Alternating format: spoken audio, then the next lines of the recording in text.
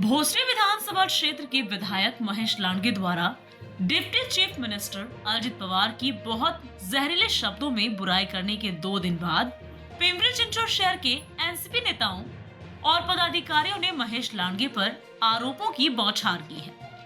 पूर्व विधायक विलास लांडे ने कहा कि मैं कह रहा था कि इसे बड़ा मत बनाओ, लेकिन पिंपरी चिंचवड शहर में अजित पवार के कुछ फैसले गलत हो गए। ये अफसोस भोसरी विधानसभा क्षेत्र के पूर्व विधायक विलास लांडे ने जताया।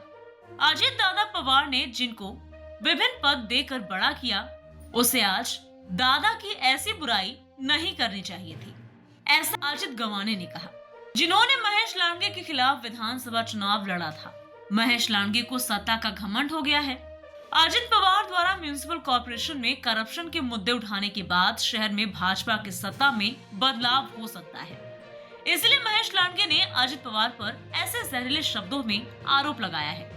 अजित गवाने ने यह भी साफ किया है कि एक दूसरे को बहुत जहरीले शब्दों में जवाब देना पिंपरी चिंचवड शहर का कल्चर नहीं है, इसलिए हम महेश लांडगे की बिना ज्यादा अग्रेसिव हुए नरमी से जवाब दे रहे हैं। अगर कोई भाजपा एनसीपी गठबंधन में deputy chief minister Ajit Pawar की ऐसे जहरीले शब्दों में बुराई करता है, तो दादा पक्का तय करेंगी कि महायुति में रहना है या नहीं। अजित गवाने और विलास लांडे ने भी मीडिया से बात करते हुए ये साफ किया है। ज्यांनी तुम्हाला संधी दिली, ज्यांनी पुढे जाण्याचा मार्ग तुम्हाला मोकळा करून दिला, त्यांच्याविषयी एकेरी बोलणं हे कितपत योग्य आहे हे या शहरातल्या नागरिकांना पटलेलं नाही। कारण शेवटी आपण जे काम करतो ते जनहितासाठी केलं पाहिजे ही भावना त्या ठिकाणी अजितदादांची आहे। आता अजितदादांनी किती लोकांना घडवले या शहरामध्ये 92 सालापासून तर 2017 पर्यंत, हे सगळे त्याच बुटीतले आहेत सगळे, कोण वेगळ्या बुटीतला नाही। पण आता ती नाव वेगळ्या ठिकाणी गेली, पण काही नावामध्ये जे बसले ते अजित पवार आणि शरद पवारांच्या माध्यमातून हे शहर घडलेले आहे। म्हणजे आम्ही पाहिले शरद पवार त्या काळातले, म्हणजे महाराष्ट्र कुस्ती संघटनेचे अध्यक्ष, भारतीय कुस्ती संघटनेचे अध्यक्ष शरद पवार आणि सेक्रेटरी कोण होतं? बाळासाहेब लांडगे होते सचिव त्या काळातले। म्हणजे जगाच्या नकाशावरती त्या ठिकाणी बाळासाहेब लांडग्यांना घेऊन शरद पवारांनी काम केलेले आहे। ही पवारांची संस्कृती आहे। महेश लांडगेंचा वस्ताद कोण आहे राजकारणातला? अजितदादाच त्या काळातले, दुसरं कोण होतं?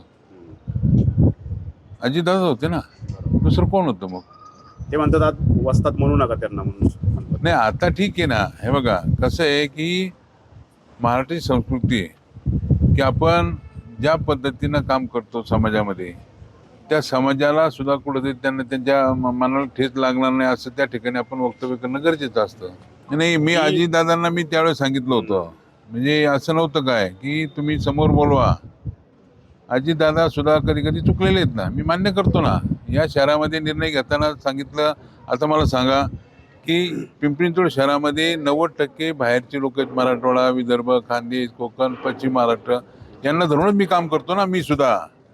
आपल्याकडं महाराष्ट्र ही संतांची भूमी आहे आणि संतांचे जे विचार आहेत ते खऱ्या अर्थानं आपल्या महाराष्ट्राला, देशाला पुढे नेणं, आणि संतांच्या विचारातनं आपल्या पुणे जिल्हा असेल, महाराष्ट्रामध्ये लोक प्रभावित आहेत आणि त्या पद्धतीने काम करतात। आणि जे काही चांगले संस्कार सगळ्यांवर आमच्यावरती झाले, त्या संस्कारातनं आम्ही सगळे कार्यकर्ते काम करतो। अजितदादांनी आम्हाला सगळ्यांना घडवण्याचं काम केलं।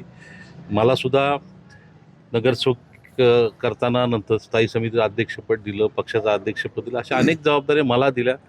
तशा पिंपरी चिंचवड शहरातल्या अनेक कार्यकर्त्यांना दादांनी जबाबदारी दिली आणि जबाबदाऱ्या देत असताना काम करताना एक स्वातंत्र्य दिलं आणि सगळ्यात महत्त्वाचं पारदर्शक कारभार करण्याचा प्रयत्न दादांच्या नेतृत्वाखाली आम्ही केला। आज ज्या पद्धतीनं त्यांच्याकडनं एकेरी उल्लेख झाला, म्हणजे ते ऐकल्यानंतर अतिशय वाईट वाटलं की अशा पद्धतीने ज्या नेत्याने आपल्याला घडवलं आहे आणि त्याच्याबद्दल आपण असं, त्यांच्याबद्दल अशा पद्धतीने आपण बोलणं, हे खरं म्हणजे हा महाराष्ट्राच्या संस्कृतीला धरून नाही।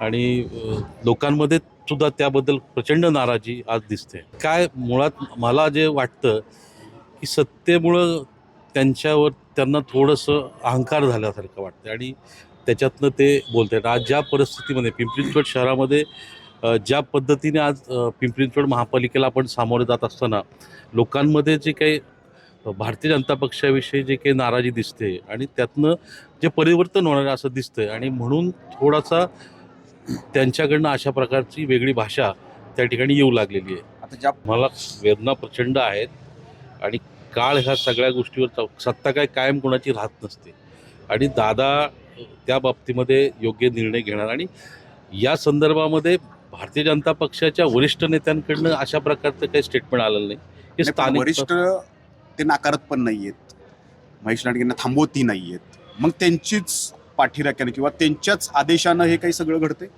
ते आता महापालिकेच्या निवडणुका आहेत. निवडणुकीला सामोरं जात असताना दादांनी जे काही भ्रष्टाचाराचे विषय पुढे आणलेत म्हणजे खरं म्हणजे त्यांच्याकडनं त्या विषयावरती बोललं गेलं पाहिजे. ते त्या विषयावर बोलत नाहीत.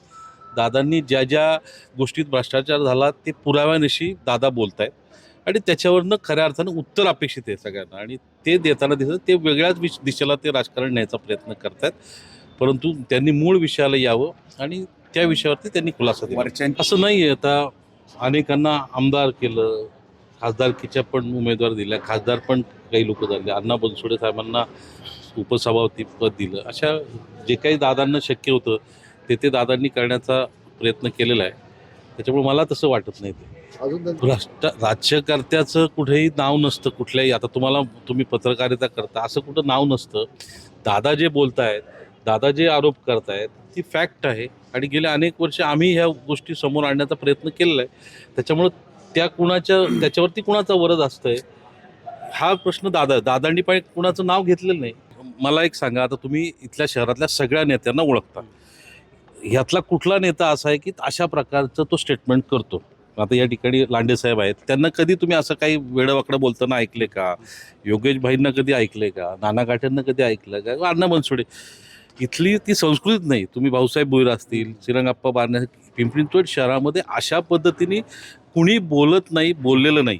त्याच्यामुळं तुम्हाला जे अपेक्षित आहे तसं उत्तर नेत्यांकडनं येत नाही. परंतु जनतेला हे सगळं माहिती आहे की नेमकं काय चाललेलं आहे. फक्त ते मतदानातनं तुम्हाला परिवर्तन. एवढी